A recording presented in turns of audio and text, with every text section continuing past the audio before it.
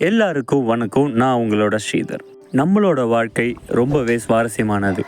அதில் நிறைய தடைக்கற்கள் வரலாம். அது மாதிரியான தடைக்கற்கள் வரும்போது அதை கண்டு நம்ம துவண்டு போகிறோமா இல்லை அதை தாண்டி போகிறோமா, அதுதான் நம்ம வாழ்க்கையை நிர்ணயிக்குது. நம்மளோட வாழ்க்கையில் முன்னேறி போக வைக்கிற ஒரே விஷயம் முயற்சி மட்டும்தான். நம்ம செய்கிற ஒவ்வொரு முயற்சியும் வெற்றியில் தான் முடியணும்னு அவசியம் கிடையாது. சில சமயங்களில் நம்ம எதிர்பாராத விஷயங்களும் நடக்கும். ஆனால் தொடர்ந்து ஏதாவது ஒரு விஷயத்தை முயற்சி பண்ணிகிட்டே இருந்தோன்னா கடைசியில் வெற்றி நமக்கு கட்டாயம் வரும். அந்த ஒரு எண்ணத்தோடு நம்ம ஓடிக்கிட்டு இருக்கோம். அப்படி பல முறை முயற்சி செய்த ஒரு விஷயத்தை பற்றி தான் இந்த வீடியோவில் பார்க்க போகிறோம். நம்ம வீட்டுக்கு தேவையான காய்கறிகளை விளைய வைக்க ஒரு காய்கறி தோட்டம் அமைச்சோம். அந்த தோட்டத்தை நம்மளோட வீட்டுக்கு அருகாமையிலும் தண்ணீர் ஈஸியாக பாசுறதுக்கு பக்கத்துலேயே இருக்கிற மாதிரி நம்ம கட்டி வச்சுருந்த நீர்த்தேக்க தொட்டிக்கு அருகிலையும் அமைச்சோம். மோட்டர் போட்டால் தொட்டியில் தண்ணி நிரம்பிடும். அந்த தண்ணியை திறந்து விட்டோன்னா காய்கறி தோட்டத்துக்கு பாஞ்சிரும் அப்படின்னு ஒரு ஐடியாவில் தான் நம்ம இந்த தோட்டத்தை வடிவமைச்சோங்க. ஆனால் அதுலேயும் ஒரு சிக்கல் வந்தது. என்னென்னா, இந்த தோட்டத்துக்கு தேவையான தண்ணி ஒரு தொட்டியிலேருந்து வர தண்ணி பத்தாமல் போச்சு. அந்த விஷயத்தை சரி பண்ணுறதுக்காக ட்ரிப் இரிகேஷன் செட்டப் பண்ணோங்க. ட்ரிப் இரிகேஷன் போட்டுட்டு அந்த ட்ரிப் பைப் வச்சுட்டு தண்ணி சொட்டு சொட்டாக போச்சுன்னா குறைஞ்ச தண்ணியிலேயே காய்கறிகளை விளைய வைக்க முடியும். சரி, pakai Ay, pakai saya. Gambar bekas. Ini kenapa bekas? Sudah. Mama, sudah. இப்போ நம்ம பயன்படுத்துகிறது 16mm ட்ரிப் பைப்புங்க. இது கூடவே சேர்த்து 16mm ஸ்டாப்பரும் வச்சு நம்ம பண்ணிகிட்ருக்கோம். இந்த ட்ரிப் டேப்பு எல்லாமே என்னோடய ஃப்ரெண்டோட ஃபார்மில் இருந்ததுங்க. அவங்க கொஞ்ச நாள் பயன்படுத்திட்டு அவங்களால பயன்படுத்த முடியாமல் போச்சு. அவங்க அங்கே பண்ணையில் வேலை பார்க்குறவங்க ட்ரிப்பு மேலே அவ்வளோ ஆர்வம் இல்லை அப்படின்றதுனால அது ஓரமாக எடுத்து போட்டு வச்சுருந்தாங்க. என்னோடய நண்பர் உனக்கு தேவைன்னா எடுத்துகிட்டு போன்னு சொன்னார். அவர் மூலியமாக தான் அதை எடுத்துகிட்டு நம்ம பண்ணைக்கு நம்ம யூஸ் பண்ணிகிட்ருக்கோங்க. ட்ரிப் இரிகேஷன்லேயும் நிறைய இடர்பாடுகள் வருதுங்க. நம்ம அதுக்கு எல்லாமே ஏதாச்சும் ஒரு ஒர்க் அவுட் பண்ணி தான் நம்ம யூஸ் பண்ண முடியும். எந்த ஒரு சொல்யூஷனுமே இந்த சொல்யூஷன் பண்ணிட்டா வேறு எந்த பிரச்சனையுமே வராது நம்மளால் சொல்ல முடியாதுங்க. அதுலேயும் ஒரு அட்வான்டேஜ் இருக்கும், ஒரு டிஸ்அட்வான்டேஜ் இருக்கும். அந்த டிஸ்அட்வான்டேஜை நம்ம தூக்கி போட்டுட்டு நமக்கு தேவையான அட்வான்டேஜ் நிறைய இருந்த பட்சத்தில் அதை நம்ம பயன்படுத்திக்கலாம். It is not dirty. It is clean. உனக்கு பிடிக்கல? What?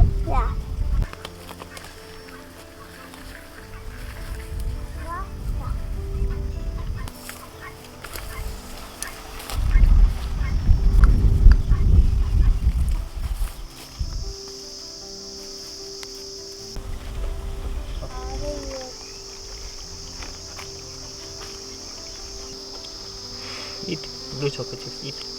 Kids poisonous.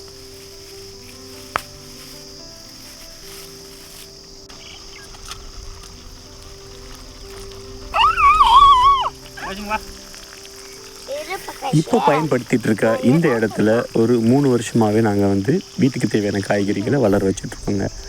ஒவ்வொரு சீசனுக்கும் புதுதாக விஷயங்கள் பண்ணி, போன சீசனில் என்ன பிரச்சனை இருந்துச்சு அதை களைஞ்சி பண்ணிகிட்ருக்கோம். இந்த சீசனில் எங்களுக்கு என்ன பிரச்சனைனா, கோழிகள் பெரிய பிரச்சனையாக இருந்துச்சு. நம்ம அமைக்கிற பெட்டையும் சரி, அதில் போட்டு வச்சுருக்க மல்ச்சியும் சரி, ஒன்றும் விடாமல் களைச்சி போடுறது தான் அவங்களோட வேலை.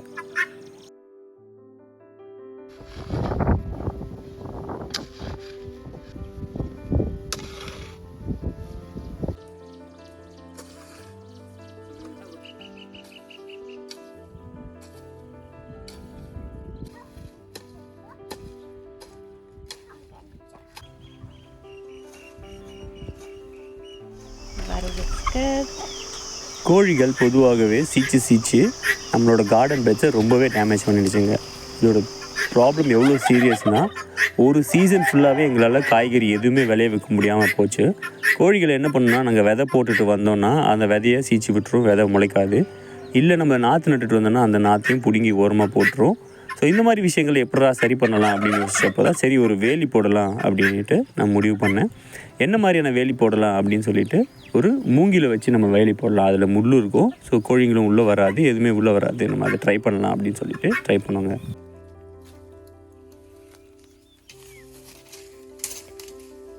Junior, help Daddy. Daddy got some bamboo attacking his dress. மூங்கில உள்ளே போய் வெட்டுறதே ஒரு பெரிய காரியமாக இருந்துச்சுங்க. ஒரு அரை மணி நேரத்துக்கு மேலே ஆச்சு அந்த முள் எல்லாம் கழிச்சிட்டு உள்ளே போய் வெட்டுறேன். சரி வெட்டியாச்சு, இதுக்கப்புறம் எப்படி வெளியே கொண்டு வரதுன்னு பார்த்தா அது ஒரு பெரிய விஷயமா இருந்துச்சு. சரி நம்மக்கிட்ட இருக்க சின்ன பவர் டில்லர் வச்சு நம்ம இழுத்துடலாம் அப்படின்னு சொல்லிட்டு இழுக்க பார்த்தோன்னா அதோடய பவரில் அந்த மூங்கில் இழுக்கவே முடியலைங்க. சரி வேறு வழியே இல்லை அப்படின்ட்டு சின்னதாக இருந்த குச்சிங்களை மட்டும் கழிச்சிட்டு அதை வச்சு நம்ம ஒரு தட்டி பண்ணலாம் அப்படின்னு சொல்லிட்டு கொண்டு வந்து பண்ணோங்க.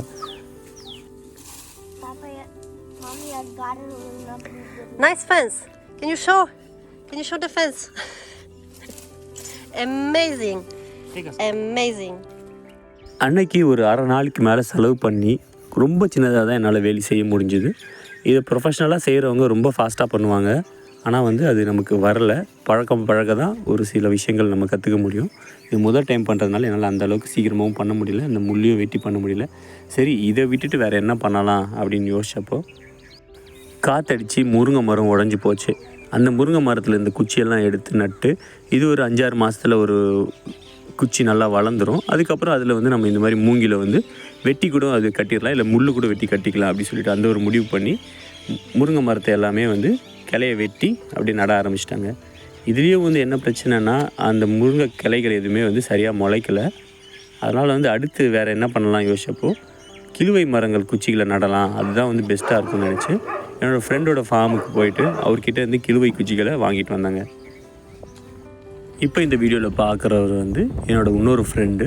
இவர் மரச்செக்கு பிஸ்னஸ் பண்ணிகிட்ருக்காரு. இவர்கிட்ட தான் நம்ம தேங்காய் எண்ணெய் ஆடுவோம். ஸோ அவர்கிட்ட இந்த மாதிரி எனக்கு கிழுவை குச்சிகள் கொண்டு வரணும், கொஞ்சம் ஹெல்ப் பண்ணுறீங்களான்னு கேட்டப்போ ரொம்ப சந்தோஷமாகவே வந்தார். அவரோட கார்லேயே எல்லா குச்சியும் எடுத்துகிட்டு நம்ம வீட்டிலேயே கொண்டு கொடுத்துட்டாரு. நம்ம இயற்கையான வாழ்வியலில் இருக்கிறதுனால நமக்கு உதவி பண்ணுறதுக்கு நிறைய பேர் வராங்க. இந்த மாதிரி நல்ல உள்ளங்களுக்கு ரொம்பவும் நன்றி.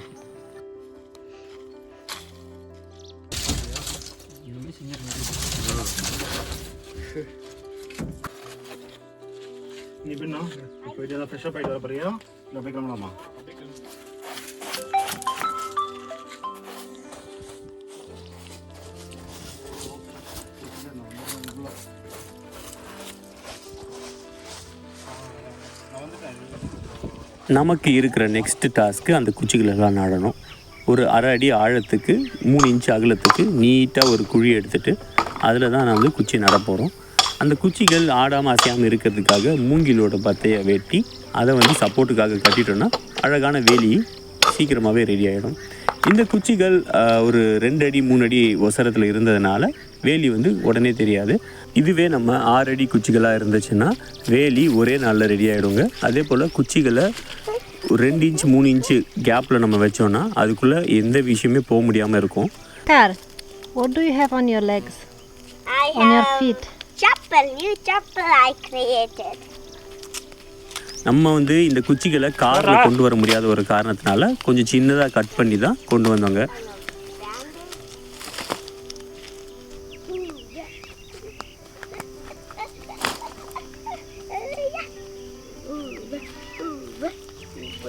New shoes. Nice.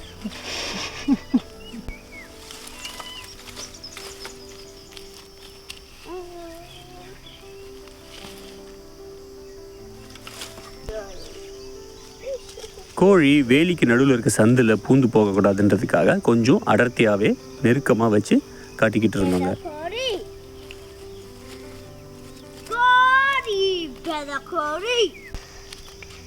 Aurora! Here I got the knife. Aurora! இதுக்கு ஏன் தம்பி இவ்வளோ கஷ்டப்படுற? ஒரு சிம்பிளான சொல்யூஷன் இருக்குது, அந்த கோழிங்களெல்லாம் அடித்து சாப்பிட்ரு அப்படின்னு நிறைய பேர் சொல்லுவீங்க.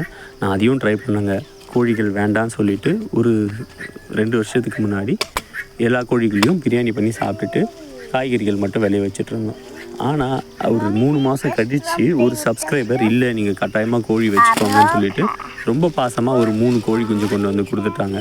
ஸோ அதுக்கப்புறம் அந்த கோழி குஞ்சு வளர்த்ததுக்கு அப்புறமா எங்களால் ஒன்றுமே பண்ண முடியல. இருக்கிற எல்லா தோட்டத்தில் எல்லாத்தையுமே அது சீச்சி ஒன்றுமே இல்லாமல் பண்ணிடுச்சு. சரி நம்மளாக போய் நம்ம இந்த கோழி குஞ்சு கொண்டு வரலை, அதுவாக வந்திருக்கு நம்மளை தேடி. அதை நம்ம ஃபுல்லாக வந்து எராடிகேட் பண்ணக்கூடாது. அதை சார்ந்து அதை சுற்றி நம்ம என்ன பண்ண முடியும் அப்படின்னு யோசிச்சா வேலி போடுறது தான் ஒரு சொல்யூஷனாக இருக்கும். அதை ஃபுல்லாகவே ஃபார்ம் அவுட் எடுக்கிறதுக்கு பதில் கோழிகள் வராமல் வேலி போடலாம் சொல்லிவிட்டு இந்த கிழுவை வச்சு ட்ரை பண்ணுவாங்க. இதுலேயும் வந்து எங்களுக்கு பெருசாக வந்து சக்ஸஸ் கிடைக்கல. போட்டு வச்சுட்டு அந்த பக்கம் போனதுக்கப்புறமும் கோழிகள் வந்து அந்த சந்துகள் வழியாக பூந்து போக தான் ஆரம்பிச்சிது.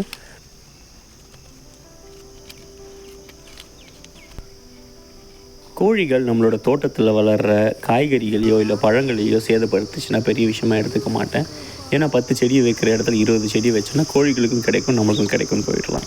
ஆனால் இந்த கோழிகள் ஒரு செடி கூட விட்டு வைக்க மாட்டேங்குது, எல்லாத்தையுமே வந்து தோண்டி போட்டுருது. அந்த ஒரு விஷயத்தினால அவங்கள கட்டாயமாக வந்து தோட்டத்தை விட்டு பிரித்து வைக்கணும். அதுக்கு வேலி தான் ஒரு வழின்னு வேலி போட ஆரம்பிச்சிட்டாங்க.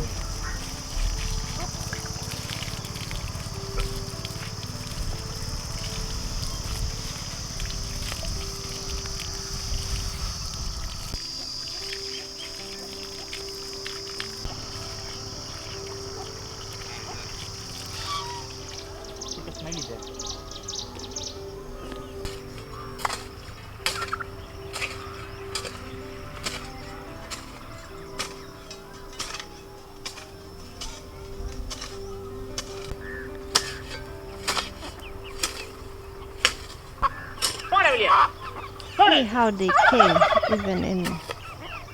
அப்புறமா வேறு வழியே இல்லாமல் இவனுங்களை வந்து தோட்டத்துக்குள்ளே வராமல் வச்சுக்க மீன் வலையை கட்டுறது தான் சாய்ஸ்ன்னு சொல்லிவிட்டு மீன் வலையை ஆர்டர் பண்ணி அதை எடுத்து கட்ட ஆரம்பிச்சிட்டாங்க.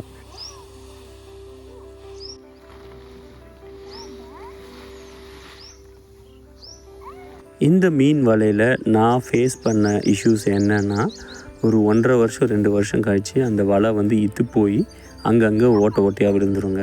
அது ஒன்று. 2வது, பாம்புகள் வந்து இந்த வலைக்குள்ளே சிக்கிக்கோங்க. அதுக்கப்புறம் பாம்பை பிடிச்சி எடுத்து அதை வெளியே விட வேண்டிய ஒரு வேலையாக இருக்கும். ஸோ இந்த 2 விஷயங்கள் நான் வந்து ஃபேஸ் பண்ணியிருக்கேங்க. முன்னாடியே சொன்ன மாதிரி ஒவ்வொரு விஷயத்துக்கும் அட்வான்டேஜும் டிஸ்அட்வான்டேஜும் இருக்கும்.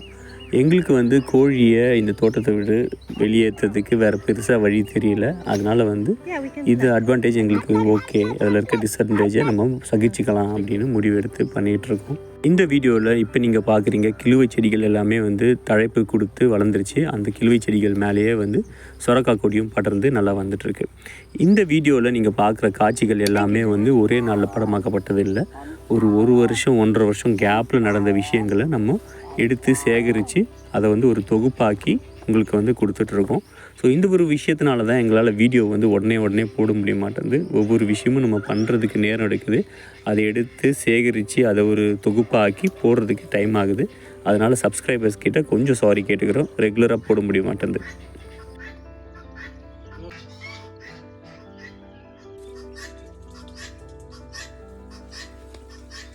இப்போ நீங்கள் பார்க்குற செடிக்கு பேர் வந்து மெக்சிகன் சன்ஃப்ளவர். இது ரொம்ப வேகமாகவே வளரும். ஆனால் என்ன ஒரு பிரச்சனைனா, அது ரொம்ப ஈஸியாகவே உடஞ்சிரும், காற்றுலையும் சீக்கிரமாக சாஞ்சிரும். ஸோ அதனால் அதை வேலிகளுக்கு அந்தளவுக்கு ஈஸியாக பயன்படுத்த முடியலை. அதையும் ட்ரை பண்ணி பார்த்தோம். அடித்த வெங்காய புயலுக்கு எல்லா மெக்சிகன் சன்ஃப்ளவரும் சாஞ்சு போச்சு. அதை வெட்டி விட்டு அதுலேருந்து புதுசாகவும் துளிர் வருது.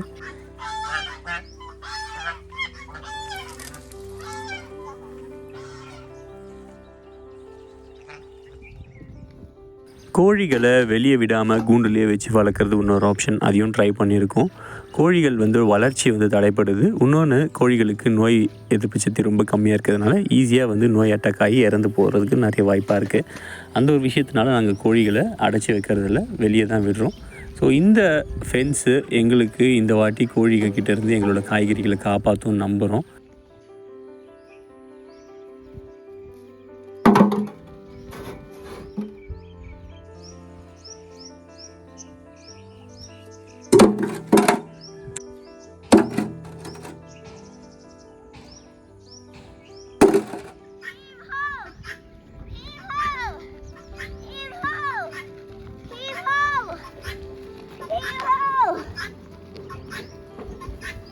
Your honor,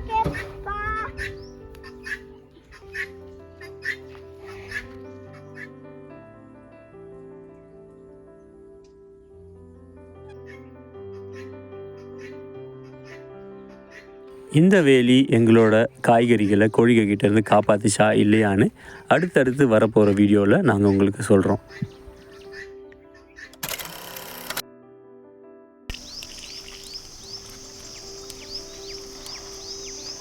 பா சொல்றப்பா பலூன் சொல்றேன். பலூன் சொல்றீங்க.